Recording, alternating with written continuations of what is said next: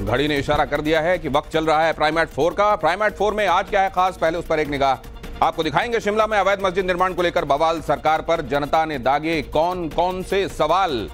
खबर यह भी कि जब कट गया टिकट तो नहीं रहा काबू, कहां फूट कर रोए नेताजी, ये भी आज प्राइमेट 4 में आप देखेंगे। और हरियाणा के दंगल में कांग्रेस की सियासी कुश्ती, जब राहुल से मिले पहलवान तो कैसे मचा सियासी घमासान, आज प्राइमेट 4 में यह भी शामिल है। और इसके अलावा यूपी में जातिवाद का तड़का, डकैत के एनकाउंटर पर कौन भड़का, यह भी आज आपके सामने रखूंगा प्राइमेट 4 में। और अब आपको लेकर चलता हूं शिमला, जहां जबरदस्त विरोध प्रदर्शन हुआ। शिमला में मस्जिद निर्माण को लेकर यह बड़ी खबर है। मस्जिद निर्माण के विरोध में जोरदार प्रदर्शन चल रहा है। शिमला के चौड़ा मैदान में जबरदस्त प्रदर्शन हुआ है। मस्जिद को गिराने की मांग को लेकर प्रोटेस्ट हुआ है। शिमला में हिंदू संगठनों ने विरोध प्रदर्शन किया है। यहां उसी विरोध प्रदर्शन की तस्वीरें आप देख रहे हैं और आवाजें सुन रहे हैं।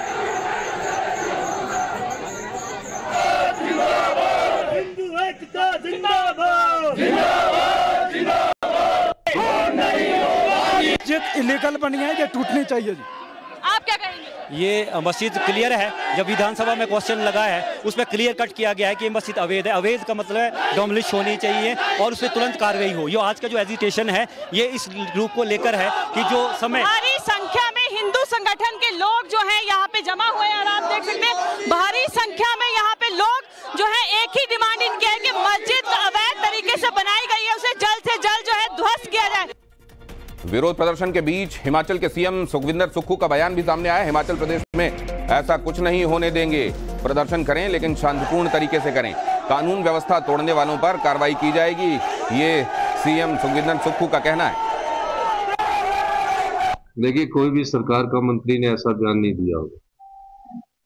प्रदेश में सभी नागरिक एक समान है।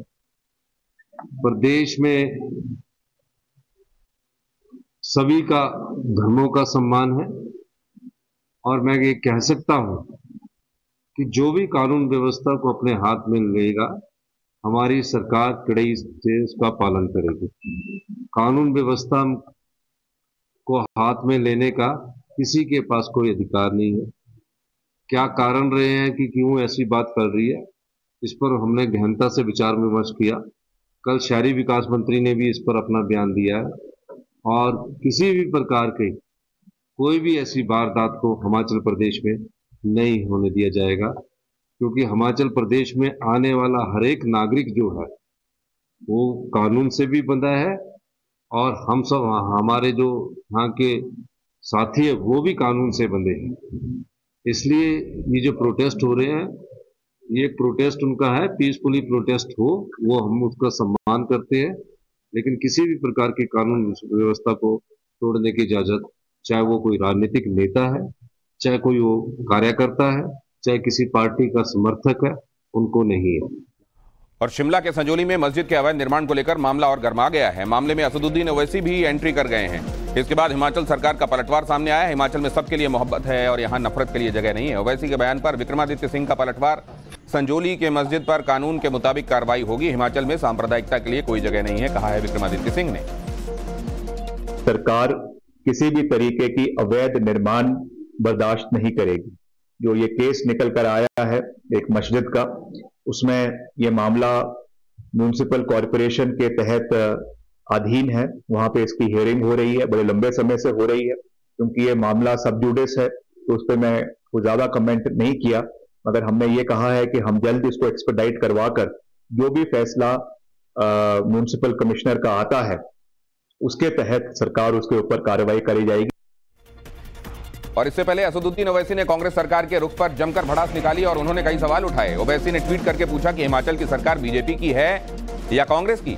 साथ ही उन्होंने लिखा कि हिमाचल में मोहब्बत की दुकान में नफरत ही नफरत क्यों नजर आ रही है। संजोली मस्जिद का मामला कोर्ट में है, लेकिन कांग्रेसी संघियों के सम्मान के लिए मैदान में क्यों आ गए? अवैध मस्जिद पर सुक्खू सरकार का कड़ा रुख बरकरार है। हिमाचल सरकार में मंत्री अनिरुद्ध सिंह ने कहा है कि यहां मामला मस्जिद या मंदिर का नहीं है, बात वैध और अवैध की है। इतना ही नहीं, उन्होंने कहा कि बार बार नोटिस के बावजूद निर्माण जारी है और साथ ही ये भी कहा कि जमीन का मालिकाना हक हिमाचल सरकार के पास है और नक्शा कभी पास नहीं हो सकता। मस्जिद का मामला नहीं है मंदिर मस्जिद क्या किसी का निजी प्रॉपर्टी या घर का मामला नहीं है। लीगल और इलीगल की बात है। इलीगल इज इलीगल, चाहे वो मस्जिद हो चाहे वो मंदिर हो। लोगों की भावनाएं थी, वहाँ पहुँचे और हैरानी की बात यह है जिस ज़मीन पे वो बन रहा है वो गवर्नमेंट की लैंड है, हिमाचल प्रदेश सरकार की लैंड है, वो कब्जाधारी है। और 10 साल केस चलता रहा, 2010 से केस चल रहा है, 2024 आ गया है।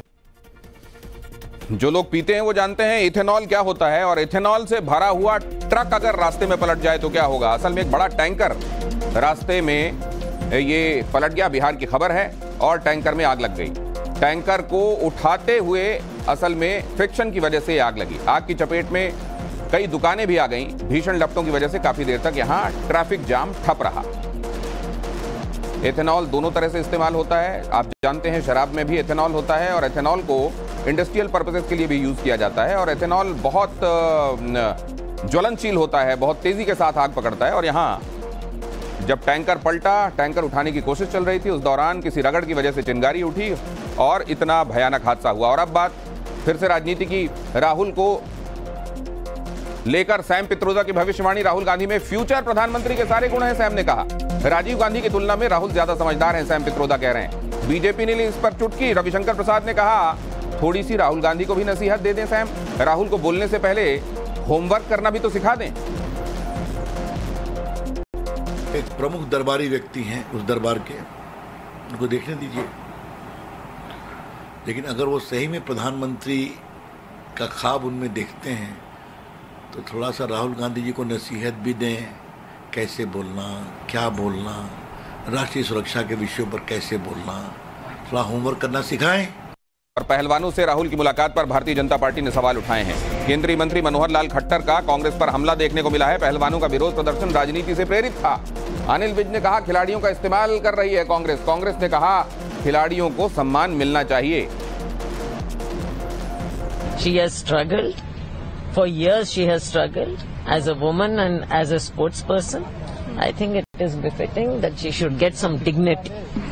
55वें दिन भी भेड़िए का आतंक जारी है। बहराइच के हरदी इलाके में भेड़िया इस बार दिखा है।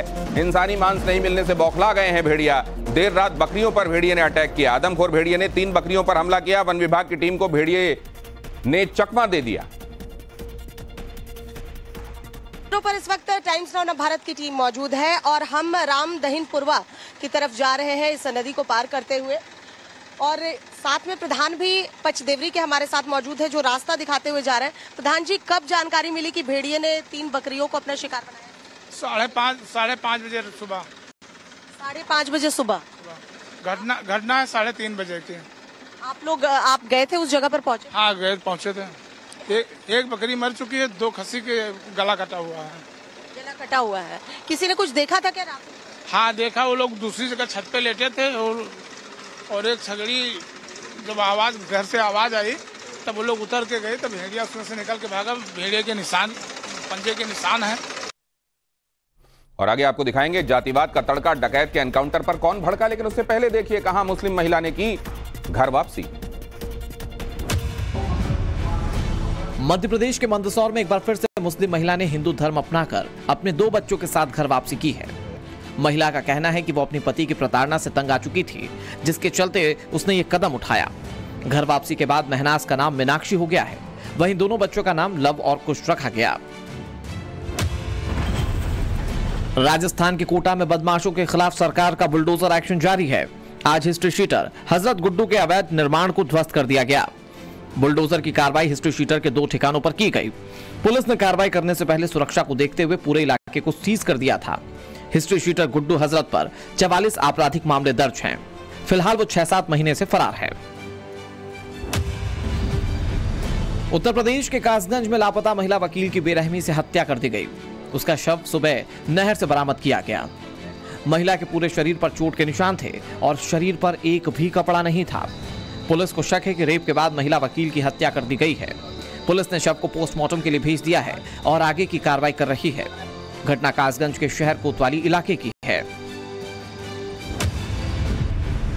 मध्य प्रदेश के नर्मदापुरम में 5 साल की बच्ची के साथ रेप के बाद हत्या करने वाले आरोपी को दोषी मानते हुए न्यायालय ने फांसी की सजा सुनाई। 2.5 साल पहले दुष्कर्म और हत्या का मामला सामने आया था। जिसमें पुलिस ने आरोपी को गिरफ्तार किया था। पुलिस ने बताया कि जब आरोपी किशन को मृत्यु दंड की सजा सुनाई गई तो वह अचानक सुस्त हो गया और फिर रोने लगा। महाराजगंज के बरगदवा में भारत नेपाल सीमा पर अवैध रूप से घुसपैठ करते 2 बांग्लादेशियों को गिरफ्तार किया गया है। दोनों बांग्लादेश के ढाका से नेपाल के काठमांडू होते हुए भारत में घुसे थे। घुसपैठ के दौरान दोनों बांग्लादेशियों को एसएसबी 22वीं वाहिनी महाराजगंज की टीम ने पकड़ा। दोनों से पूछताछ की जा रही है। पकड़े गए दोनों लोग अपना नाम अहमद रुबेल और एमडी खुकान बता रहे हैं। दोनों के पास से बांग्लादेश का पासपोर्ट बरामद हुआ है। उत्तर प्रदेश के सुल्तानपुर में डकैत मंगेश यादव का एनकाउंटर हो गया है। प्राइम एट 4 की ये अगली खबर। समाजवादी पार्टी अध्यक्ष अखिलेश यादव ने एनकाउंटर पर सवाल उठाए हैं। अखिलेश यादव ने एनकाउंटर को नकली बताया है। ट्वीट करके लिखा है कि कुछ के पैर में सिर्फ दिखावटी गोली मारी गई है, जबकि एक आरोपी की जात देखकर उसे शूट कर दिया गया। नकली एनकाउंटर रक्षक को भक्षक बना देता है। बीजेपी राज अपराधियों का अमृतकाल है। आपको बता दें कि सुल्तानपुर में पुलिस ने मंगेश यादव को गोली मारी थी। बदमाश मंगेश यादव ने दिन दहाड़े डकैती की थी। डकैत मंगेश यादव पर 1 लाख रुपए का इनाम था। समाजवादी पार्टी अध्यक्ष अखिलेश यादव के पोस्ट से राजनीति गर्मा गई है। बीजेपी ने अखिलेश यादव की मंशा पर सवाल उठाए हैं। अपराधियों पर कार्रवाई होते ही अखिलेश को दर्द क्यों होने लगता है? लूट कांड के आरोपी पर एक्शन हुआ। एसपी कांग्रेस ने योगी सरकार पर निशाना क्यों साधा? जब भी किसी अपराधी को एनकाउंटर में गोली लगती है तो दर्द अपराधी के बजाय अखिलेश यादव जी को होने लगता है। आज लूट कांड के आरोपी मंगेश यादव, जो 1 लाख रुपए का इनामी बदमाश था, उसको उत्तर प्रदेश की पुलिस ने मुठभेड़ में ढेर कर दिया है। लेकिन अखिलेश यादव जी का अब मातम मनाना बहुत लाजमी हो गया है। ट्वीट करके वो दुहाई देने लगे हैं कि कानून व्यवस्था बिगड़ गई है। ये अपराधियों का संरक्षण करने वाले अखिलेश यादव जी, उनको इतना दर्द क्यों होता है? ये उत्तर प्रदेश में योगी आदित्यनाथ जी की सरकार है। अगर कहीं भी अपराध घटित हुआ है तो उस पर कठोरता से कार्रवाई होती है। हम किसी अपराधी के पक्ष में नहीं हैं, लेकिन सरकार और प्रशासन जब एक जाति को देख करके संरक्षण देने लगेगी और दूसरी जाति जान करके इनकाउंटर करने लगेगी तो ये सवाल खड़ा होता है। तो वही सवाल हमारे नेता माननीय अखिलेश यादव जी ने खड़ा किया है। हम अपराधियों को बचाने की बात नहीं कर रहे हैं, लेकिन जाति देख करके गोली मारने की और जाति देख करके संरक्षण देने की जो बात है वो है सवाल असली दिखाई देती है, जिसका वो जिक्र करते हैं। हम लोगों को 6743 जाति दिखाई दे रही है। इस नाते हम लोग उधर नहीं जाते हैं। हम लोग सबका साथ सबका विकास करने के लिए काम कर रहे हैं। इसी नाते जो कोई लोग आए हैं 69,000 पूर्व मुख्यमंत्री, उन्होंने जो सवाल उठाए हैं, चाहे बुलडोजर का हो, चाहे कानून व्यवस्था पे हो, चाहे जाति पर आधारित स्थानांतरण का हो, इसका जवाब सरकार को देना चाहिए, क्योंकि पूर्व मुख्यमंत्री हैं। स्थिति स्पष्ट होनी चाहिए। मैं जरूर कहता हूं कि उत्तर प्रदेश में कानून व्यवस्था और बुलडोजर का जो दुरुपयोग हुआ है, सुप्रीम कोर्ट ने उसका संज्ञान लिया है। नामांकन से पहले दुष्यंत चौटाला ने रोड शो किया है। जींद के उचाना में नामांकन करने के लिए पहुंचे दुष्यंत चौटाला। दुष्यंत की रोड शो में भारी भीड़ उमड़ी है। नामांकन भरने से पहले जेजेपी ऑफिस में उन्होंने हवन भी किया।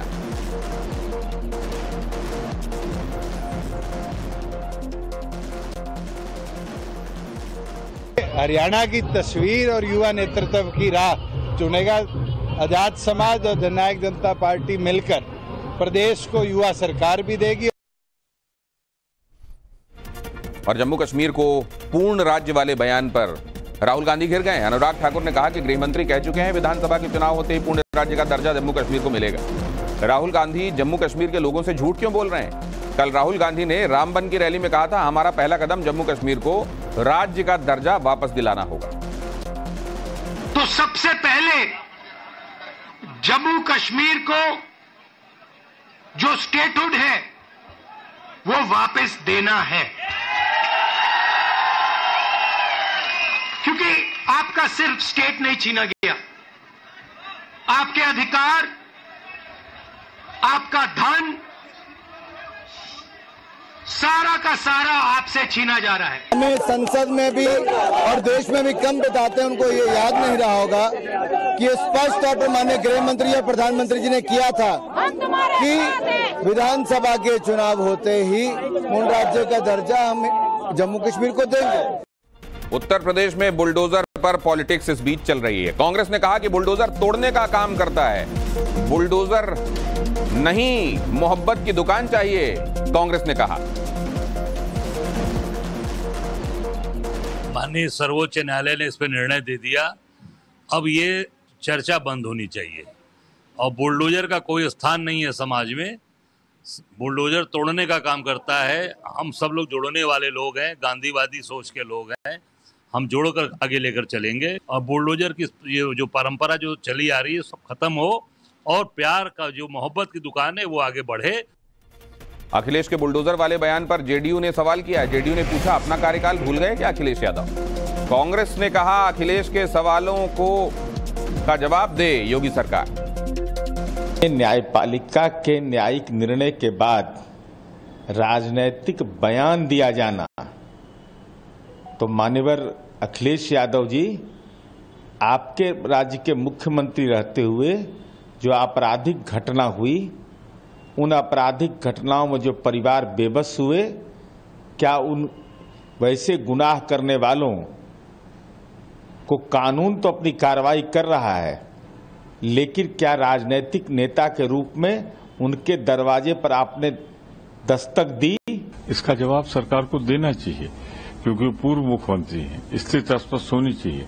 मैं जरूर कहता हूं कि उत्तर प्रदेश में कानून व्यवस्था और बुलडोजर का जो दुरुपयोग हुआ है, सुप्रीम कोर्ट ने उसका संज्ञान लिया है। बुलडोजर तभी चल सकता है जब किसी कोर्ट का आदेश हो, सारे नियमों का पालन हुआ हो, सारी औपचारिकताएं हों, तभी किसी का घर गिराना। और ये खबर मुंबई से है। मुंबई के धारावी में एक शख्स पर जानलेवा हमला बोला गया। धारदार हथियार से आरोपी ने पीठ पर वार कर दिया। मोबाइल देने से मना करने पर हमला बोला। पुलिस ने 4 आरोपियों को गिरफ्तार कर लिया है। इस हमले के बाद ये शख्स जिस पर हमला किया गया वो गंभीर रूप से घायल है। धारावी के अस्पताल में ही उसका इलाज किया जा रहा है और इस वक्त आप उस समय का वीडियो देख रहे हैं जब उस पर हमला बोला गया। तेजस्वी के क्राइम डेटा वाले मसले पर बीजेपी ने हमला बोला है। रविशंकर प्रसाद ने कहा कि तेजस्वी यादव अपने समय को याद कर लें कि तब कैसा खौफ का माहौल था। लालू राज में अपराधी बेखौफ डांस करते थे। कल तेजस्वी यादव ने बिहार में अपराधों के आंकड़े जारी किए थे। उन्होंने सोशल मीडिया साइट एक्स पर एक पोस्ट में अपराधों का ब्यौरा जारी किया था। तेजस्वी ने कहा कि बिहार में लगातार अपराध बढ़ रहे हैं और इसके लिए सरकार दोषी। थोड़ा तेजस्वी जी अपने समय को याद कर लें, खौफ का माहौल क्या था जब उनके पिताजी थे, उनकी माताजी थी, और जैसे ही वो उनकी सरकार आती है तो बिहार में खौफ करने वाले सड़कों पर कैसा नाच करते हैं लोगों ने देखा है। बिहार में लगातार अपराध बढ़ रहा है और इसमें सरकार जो है कहीं कोई संज्ञान नहीं लेती, कोई पूछने वाला भी नहीं है। जो पीड़ित परिवार के लोग हैं कोई जाता भी नहीं है। तो हम तो लगातार इन बातों को उठाते हैं। कई घटना स्थलों पर हम खुद स्वयं गए हैं। मौलाना तौकीर रजा के बयान पर बवाल हो गया है। तौकीर ने आरएसएस को आतंकवादी संगठन करार दिया है। तौकीर ने आरएसएस पर पाबंदी लगाने की मांग भी कर डाली। बीएचपी और बजरंग दल पर भी पाबंदी लगनी चाहिए, तौकीर ने कहा। आरएसएस आतंकी संगठन है, बताया क्या है? मैं अलग ऐलान कह रहा हूं। आरएसएस पर पाबंदी लगाई जानी चाहिए, विश्व हिंदू परिषद पे पाबंदी लगाई जानी चाहिए, बजरंग दल पर पाबंदी लगाई जानी चाहिए। अगर हुकूमत को मुल्क में अमन अमान बरकरार रखना है और मुल्क में तरक्की और खुशहाली का काम करना है तो इन तमाम ऐसे आतंकवादी संगठनों पर पाबंदी आयद होनी चाहिए। तौकीर रजा, इसका नाम लेते के साथ ही लोगों को समझ में आ जाता है कि ये बताता तो अपने आप को मौलाना है और काम इसका सिर्फ भड़काना है। इस्लामिक जिहादी फोर्सेस को उकसाना, उनको आतंकवाद के लिए प्रेरित करना, उनको मानसिक और अनेक प्रकार की सहायता प्रदान करना, ये मौलाना की फितरत में है। भारतीय जनता पार्टी का कहना है कि तौकीर जब भी बोलते हैं सिर्फ जहर उगलते हैं। लेकिन इस बार तौकीर की जुबान से क्या निकला कि RSS, VHP, Bajrang Dal ban किए जाने चाहिए, हंगामा मच गया। असल में ग्राफिकली आपको दिखाते हैं कि तौकीर ने कहा क्या है। तौकीर ने कहा है कि आरएसएस आतंकी संगठन है और आपने कहा कि जोर देकर कहा कि मैं कह रहा हूं, जैसे वो बहुत बड़ी अथॉरिटी है कि उनके कहे हुए को ध्रुव सत्य माना जाना चाहिए। आरएसएस पर पाबंदी लगाई जानी चाहिए, मैं कह रहा हूं, कहा तौकीर ने। विश्व हिंदू परिषद पर पाबंदी लगाई जानी चाहिए, बजरंग दल पर पाबंदी आयद होनी चाहिए। अगर हुकूमत को मुल्क में अमन बरकरार रखना है और मुल्क में तरक्की और खुशहाली कायम करनी है तो इन तमाम आतंकी संगठनों पर पाबंदी लगाई जानी चाहिए, तौकीर रजा ने कहा है। और उधर वक्फ संशोधन विधेयक पर तौकीर ने धमकी भी दे दी। तौकीर ने कहा है कि हम किसी भी हद तक जा सकते हैं, वक्फ में दखलंदाजी को किसी भी कीमत पर बर्दाश्त नहीं किया जाएगा। तौकीर रजा ने कहा जो बिल लाने की कोशिश कर रहे हैं हम उसे जमीन के हिसाब से नहीं बल्कि शरीयत के हिसाब से देख रहे हैं और हम किसी भी हद तक जाएंगे। हुकूमत अगर वाकई ईमानदारी से काम करना चाहती है, इस किस्म की बेईमानी, लिंचिंग बंद कराई जानी चाहिए। आप खुली दुश्मनी कर रहे हो, इसका मतलब यह है कि अब हमें अपने वजूद को, हमें औकाफ को नहीं बचाना है, हमें अपनी मस्जिदों को बचाना है, हमें अपनी दरगाहों को बचाना है। जायदाद का मसला नहीं है, जमीनों का मसला नहीं है, हमारे वजूद का मसला है।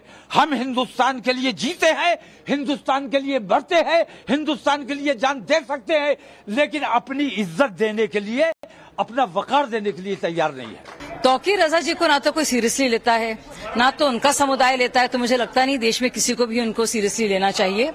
वो जाने जाते हैं इस तरह के जहरीले बयानों के लिए, उनको भड़काने का बहुत शौक है।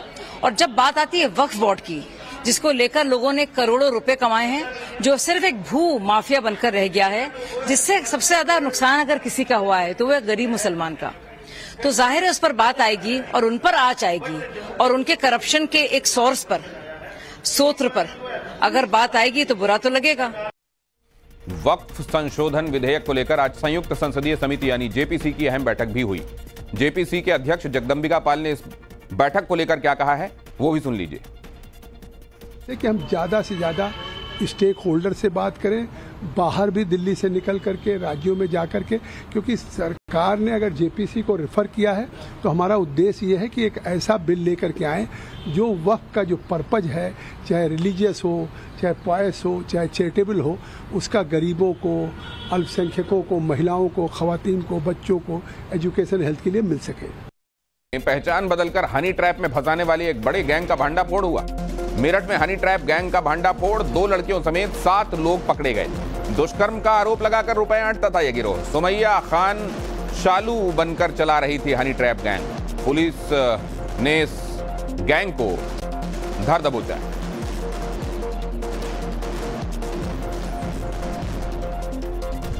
और इस वक्त की एक दूसरी बड़ी खबर आपको बता दूं, काशी में एक और मंदिर के लिए आंदोलन शुरू हो गया है। अब कृतिवासेश्वर मंदिर की मुक्ति को लेकर आंदोलन चल रहा है। शिव भक्तों की तरफ से कोर्ट में याचिका दाखिल की गई है। कृतिवासेश्वर मंदिर को भव्य बनाने की इजाजत मांगी गई है। याचिका में संपूर्ण परिसर का मालिकाना हक दिया जाए, ये मांग की गई है कि म्यूटेशन करा लेने से कोई भवन का स्वामी नहीं हो जाता। भवन का स्वामी तो केवल वो राजस्व के इकट्ठा करने के लिए एक आदमी को नियुक्त कर दिया जाता है। इसका मतलब ये नहीं है कि कृतिवासेश्वर मंदिर का वहां पर कभी थे ही नहीं। वेद पुराण में भी इसका जो है उल्लेख किया गया है कि हाँ, वहां कृतिवासेश्वर मंदिर रहा है और काफी पुराने समय से रहा है। 400 साल पहले सन 17वीं शताब्दी में इसको औरंगजेब ये कि सिंगापुर में प्रधानमंत्री नरेंद्र मोदी ने वहां के टॉप सीईओ से बातचीत की है। सिंगापुर के शीर्ष कारोबारियों से प्रधानमंत्री नरेंद्र मोदी ने मुलाकात और बातचीत की है। भारत में निवेश के लिए प्रधानमंत्री नरेंद्र मोदी ने उनसे कहा। भारत में तेजी से एविएशन सेक्टर बढ़ रहा है। प्रधानमंत्री नरेंद्र मोदी ने कहा भारत में 100 और एयरपोर्ट बनने वाले हैं। वो पिछले 10 साल में जो काम किया है उससे 3 गुना काम इस 5 साल में करने के मिजाज से काम कर रही है। वो विश्वास लेकर के हम कर रहे हैं। अभी मेरी सरकार नहीं हुए हैं, अंदर सिर्फ हमारे जो नीति निर्णय हुए हैं, शायद दुनिया के किसी देश में 5 साल में जो निर्णय नहीं हो सकते होंगे वो मेरे 100 डेज में हुए हैं। हमारी स्पीड है, स्केल भी आप कल्पना कर सकते हैं। सिर्फ हमने गरीबों के लिए घर बनाए 4 करोड़ घर। अब ये यानी कितने सिंगापुर बन जाए 4 करोड़ घर, यानी ये स्केल है। हमारे यहां करीब 100 सिटीज मेट्रो बनने वाला है। कितना बड़ा काम, बहुत तेजी से हो रहा है। बहुत तेजी से हमारे यहाँ ग्रामीण जीवन अर्बनाइजेशन की तरफ। अब अर्बन इंफ्रास्ट्रक्चर एक बहुत बड़ा काम है, नए सिटीज की हमारी जरूरत है, वो एक बहुत बड़ा काम है। यानी मैं कहता हूं कि स्काई इज द लिमिट वाली व्याख्या भी भारत के लिए छोटी पड़ती है, क्योंकि हम तो स्पेस में भी उतना ही काम कर रहे हैं। स्पेस में आज दुनिया में हमने जिस प्रकार से काम किया है और स्पेस को हमने ओपन अप कर दिया है। मेरे यहाँ पॉलिसी में अब स्पेस को हमने सरकारी एक इकाई के रूप में नहीं रखा है, इसको हमने ओपन अप किया है। आज सिर्फ स्पेस में मेरे यहाँ 200 से ज्यादा स्टार्टअप्स हैं और 22-25 साल के बच्चे खुद अपने सैटेलाइट लॉन्च कर रहे हैं। यानी आप कल्पना कर सकते हैं कि कितना तेजी से विकास हो रहा है।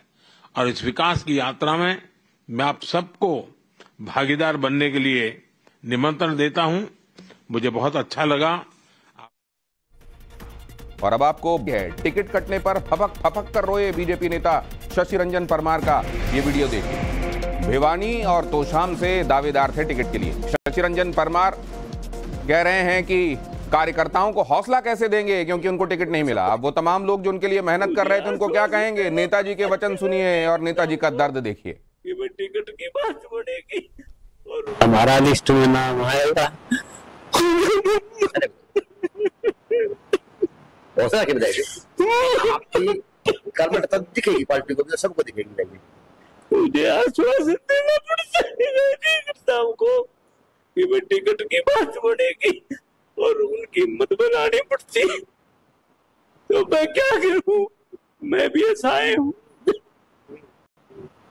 पिताजी आप हौसला रखें, आपका हौसले के ऊपर तो हल्का कायम है और आपका हौसले के ऊपर तो हल्का चल रहा है। पिताजी आज आप ऐसे टूट जाएंगे तो पिताजी कैसे काम चलेगा आपके कार्यकर्ताओं का। पिताजी 56,000 वोट लेने वाला व्यक्ति आज टूट जाएगा तो उन लोगों को क्या होगा। पिताजी मैंने ईमानदार से काम किया है और जिस तरह का मेरे साथ हो रहा है मुझे इसकी तकलीफ है कि ये किस तरह का काम फैसले हो रहे हैं। इस बात की तकलीफ है कि किस तरह के काम और फैसले हो रहे हैं। हरियाणा में भारतीय जनता पार्टी की लिस्ट से जुड़ी हुई यह खबर देखिए कि फरीदाबाद में टिकट नहीं मिलने पर रोए बीजेपी के नेता और कार्यकर्ताओं के सामने निकले दीपक डागर के आंसू। परथला से बीजेपी के टिकट पर ठोक रहे थे दावा। डागर ने पार्टी पर विश्वासघात का आरोप लगाया है। कार्यकर्ताओं के आदेश पर अब आगे की राह तय होगी, डागर ने यह भी कह दिया है। तो वो पहले नेताजी नहीं है जिनके आंखों से आंसू निकल आए। ये अगला क्रम भी उसी सिलसिले में देखिए।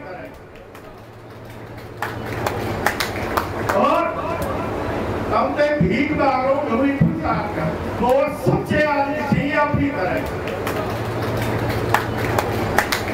और भीख